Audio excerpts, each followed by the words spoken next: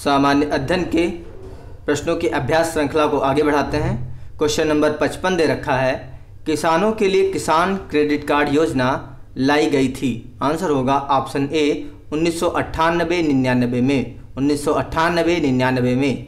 व्याख्या दे रखी है, किसान क्रेडिट कार्ड योजना का शुभारंभ अप्रैल 1998 में हुआ था। इसका उद्देश्य किसानों को लचीले और सहज प्रक्रिया के साथ सिंगल विंडो के अंतर्गत व्यापक ऋण आवश्यकताओं के लिए समय पर पर्याप्त ऋण उपलब्ध कराना। क्वेश्चन नंबर 56 दे रखा है, निम्न में से कौन सी दाल वाली तिलहनी फसल है। निम्न में से कौन दो दाल वाली तिलहनी फसल है। तो आंसर होगा ऑप्शन सी मूंगफली।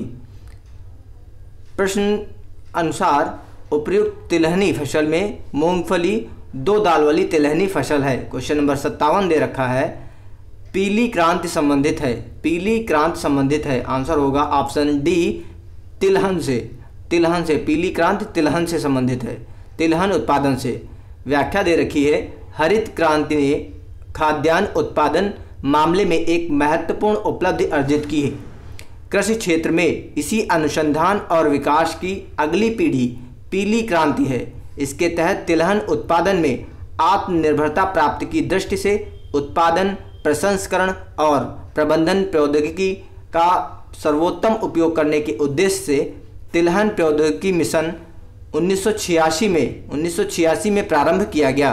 क्वेश्चन नंबर 58 दे रखा है, राष्ट्रीय केला अनुसंधान केंद्र। राष्ट्रीय केला अनुसंधान केंद्र स्थित है। आंसर होगा ऑप्शन ए त्रिची में। त्रिची में, ये तमिलनाडु में है। राष्ट्रीय केला अनुसंधान संस्थान त्रिची, त्रिचुनापल्ली, तमिलनाडु में स्थित है। क्वेश्चन नंबर 59 दे रखा है, निम्न में से किस प्रांत में दलहन का उत्पादन सर्वाधिक होता है। तो आंसर होगा आपका ऑप्शन सी मध्य प्रदेश में। मध्य प्रदेश में। उसके बाद क्रमशः होता है राजस्थान और फिर महाराष्ट्र में।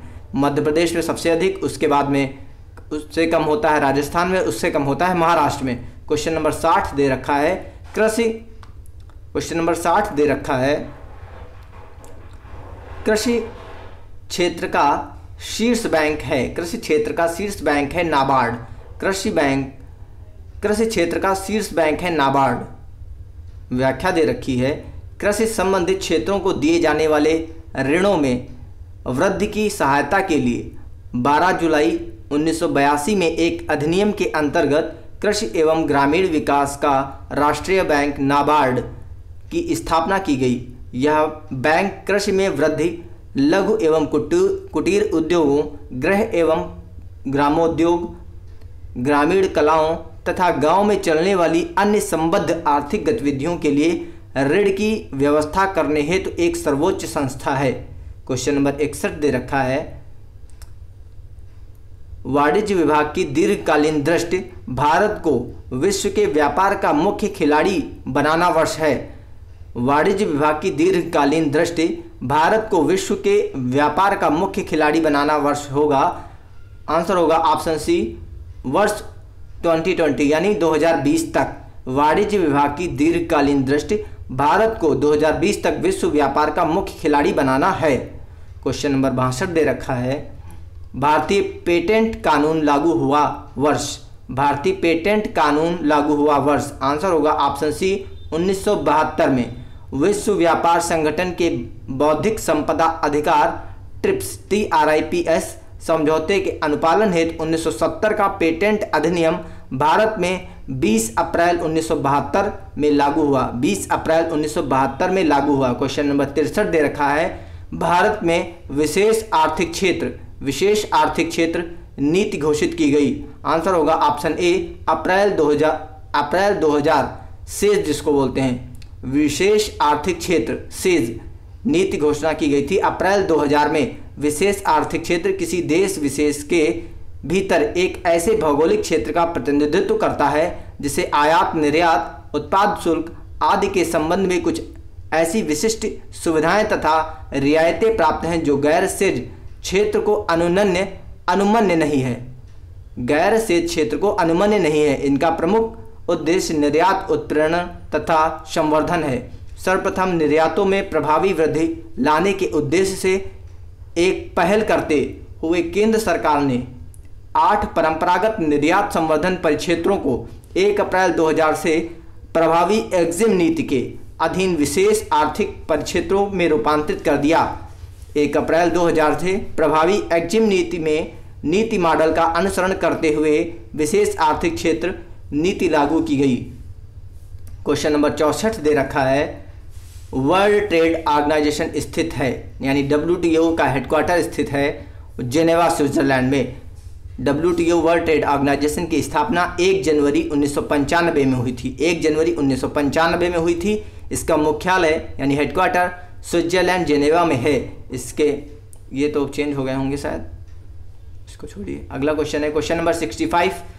क्वेश्चन नंबर 65 दे रखा है, भारत का कुल माल व्यापार का प्रतिशत GDP 2004-2005 में प्रतिशत में बढ़कर 2012-13 में कितने प्रतिशत हो गया? 45.6%। ये सारे डाटा चेंज हो गए होंगे, फिर भी देख लेते हैं एक बार। क्वेश्चन नंबर 66 दे रखा है, 2011-12 में भारत का बाह्य व्यापार का आंकड़ा पहुंच गया लगभग 1,01,000 करोड़। 2011-12 में भारत का बाह्य व्यापार का आंकड़ा 1,01,000 करोड़ पहुंच गया। क्वेश्चन नंबर 67 दे रखा है, भारत से निम्नलिखित में से कौन सी वस्तु यानी कमोडिटी का निर्यात अधिकतम होता है? भारत से निम्नलिखित में से कौन सी वस्तु या कमोडिटी का निर्यात अधिकतम होता है? तो आंसर होगा अभियांत्रिकी माल। अभियांत्रिकी माल ये उस टाइम का है जिस टाइम ये क्वेश्चन पूछा गया था। व्याख्या दे रखी है, नियोजन काल में भारत के विदेशी व्यापार के गठन में अनेक संरचनात्मक परिवर्तन हुए। निर्यात में गैर परंपरागत वस्तुओं का प्रतिशत निरंतर बढ़ा।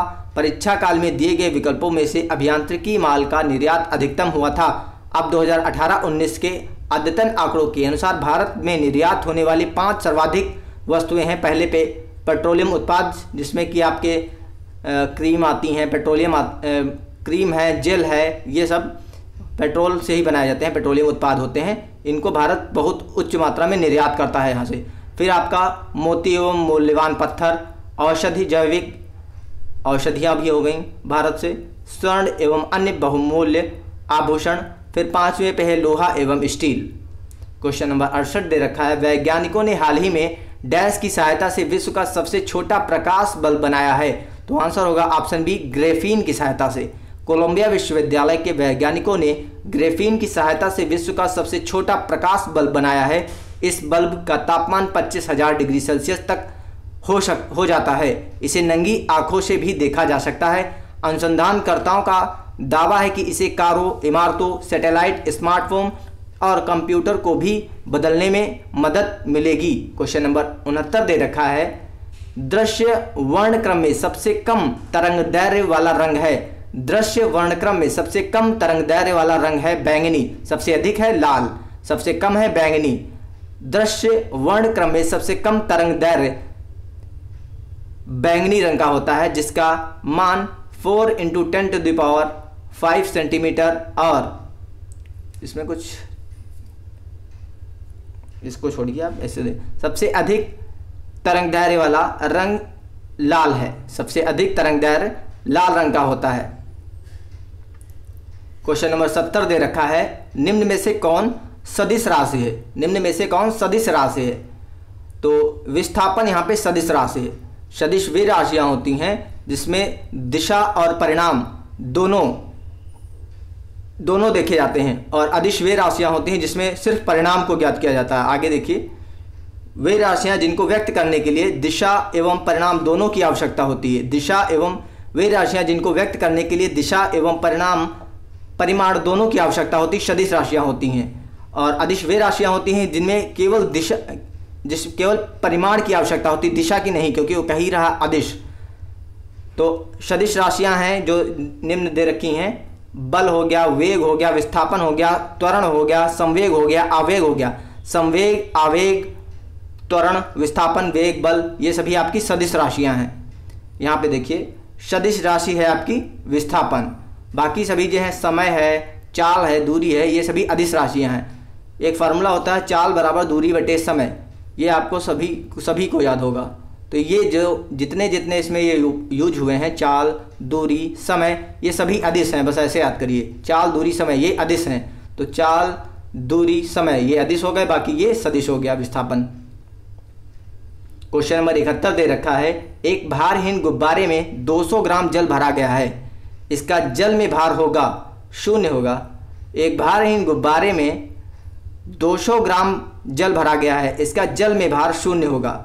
क्वेश्चन नंबर 72 दे रखा है, कौन सूक्ष्म तत्व नहीं है? तो गंधक सूक्ष्म तत्व नहीं है। गंधक वे पोषक तत्व जिनकी आवश्यकता पौधों को सूक्ष्म मात्रा में होती है, वे पोषक तत्व जिनकी आवश्यकता पौधों को सूक्ष्म मात्रा में होती है, उनको सूक्ष्म पोषक तत्व की संज्ञा दी जाती है। जैसे आयरन यानी Fe, मैग्नीज यानी Mn, तांबा यानी Cu, जेडन यानी जिंक, मोलिब्डेनम यानी Mo, क्लोरीन, बोरान, गंधक व सल्फर आध्यात्मिक तत्व हैं। वे पोषक तत्व जिनकी आवश्यकता पौधों को सूक्ष्म मात्रा में होती है, वे सभी सूक्ष्म तत्वों को संज्ञा दी गई है, उनको सूक्ष्म तत्वों की संज्ञा दी गई है। तो लोहा की होती है, जस्ता की होती है, मैग्नीज की होती है, यानी आयरन हो गया आपका, मैग्नीज, तांबा, जिंक, मोलिब्डेनम, क्लोरीन, बोरान, गंधक और सल्फर अधिक आध्यात्मिक तत्व हैं, इनकी आवश्यकता नहीं होती है, तो सूक्ष्म तत्व नहीं है। क्वेश्चन नंबर 73 दे रखा है, निम्नलिखित में से कौन सुमेलित नहीं है? तो क्लोरोफिन हो गया आपका, magnesium, chlorophyll, magnesium, haemoglobin, iron, खाने का नमक सोडियम, कपड़े धोने का सोडा पोटेशियम, ये गलत है आपका, उसको बोलते हैं sodium carbonate. Sodium carbonate Na2CO3 dot 10H2O Na2CO3 dot 10H2O को कपड़े धोने वाला सोडा या वॉशिंग सोडा भी कहा जाता है। वॉशिंग सोडा का उत्पादन बड़े पैमाने पर लेब्लॉक विधि, वॉशिंग सोडा का उत्पादन बड़े पैमाने पर लेब्लॉक विधि, शैल्वे विधि, अमोनिया सोडा विधि, लेब्लॉक विधि, शैल्वे विधि, लेब्लॉक विधि, शैल्वे विधि, अमोनिया सोडा विधि, विद्युत विधि, इससे वॉशिंग सोडा बनाया जाता है। क्वेश्चन नंबर 74 दे रखा है, निम्नलिखित में से कौन फलों के पकने में बढ़ावा देता है? तो आंसर होगा एथिलीन। एसिटिलीन एल्काइन श्रेणी का प्रथम सदस्य है। इसे प्रयोगशाला में कैल्शियम कार्बाइड पर जल की प्रतिक्रिया द्वारा बनाया जाता है। इसका उपयोग प्रकाश उत्पन्न करने, कपूर बनाने, निश्चेतक के रूप में धातुओं को काटने व जोड़ने, बेंजीन के संश्लेषण में और कच्चे फलों को कृत्रिम रूप से पकाने में होता है। इसकी खोज अमेरिकी वैज्ञानिक विल्सन ने की थी। इसकी खोज विल्सन ने की थी। क्वेश्चन नंबर 75 दे रखा है, निम्नलिखित विटामिनों में कौन सा शरीर में भंडारित नहीं होता है? निम्नलिखित विटामिनों में कौन सा शरीर में भंडारित नहीं होता है? तो आंसर होगा ऑप्शन बी, विटामिन सी। बाकी सभी होते हैं, vitamin A, vitamin D, vitamin ई।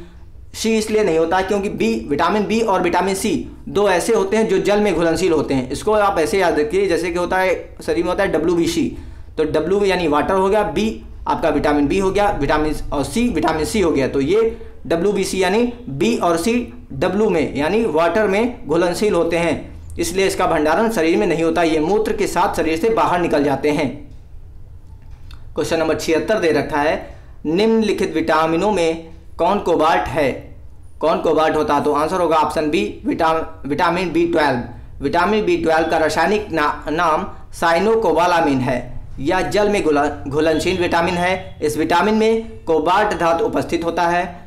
मानव शरीर में यह विटामिन लाल रक्त कणों RBC की परिपक्वता हेतु आवश्यक प्रोटीन का संश्लेषण करता है। एक बार रिपीट कर लेते हैं, विटामिन B12 का रासायनिक नाम साइनोकोबालामिन है। यह जल में घुलनशील विटामिन है। इस विटामिन में कोबाल्ट धातु उपस्थित होता है। मानव शरीर में यह विटामिन लाल रक्त कणों यानी RBC की परिपक्वता हेतु आवश्यक प्रोटीनों का संश्लेषण करता है। क्वेश्चन नंबर 77 दे रखा है, गोल्डन चावल एक प्रचुरतम स्रोत है विटामिन ए का। गोल्डन चावल की एक ऐसी किस्म जिसे बीटा कैरोटीन, जो खाने वाले चावलों में विटामिन ए का अगुआ कि जैसे जैव संश्लेषण के लिए जेनेटिक इंजीनियरिंग के द्वारा बनाया गया है। इसका निर्माण Swiss federal institute of technology में इंस्टीट्यूट ऑफ प्लांट साइंसेज के अंगो पोट्रिक्स ने क्रीवर्ग विश्वविद्यालय के पीटर वेयर के साथ काम करते हुए किया था। क्वेश्चन नंबर 78 दे रखा है, अफीम प्राप्त किया जाता है। अफीम प्राप्त किया जाता है, आंसर होगा ऑप्शन सी, बिना पके फल के लैक्टेक्स से। बिना पके फल के लैक्टेक्स से। अफीम के पौधे के दूध को सुखाकर बनाया गया पदार्थ जिसके सेवन से मादकता आती है। अफीम में 12% तक मॉर्फिन पाई जाती है, जिसे प्रसंस्करण कर हेरोइन नामक एक अन्य मादक द्रव तैयार किया जाता है। अफीम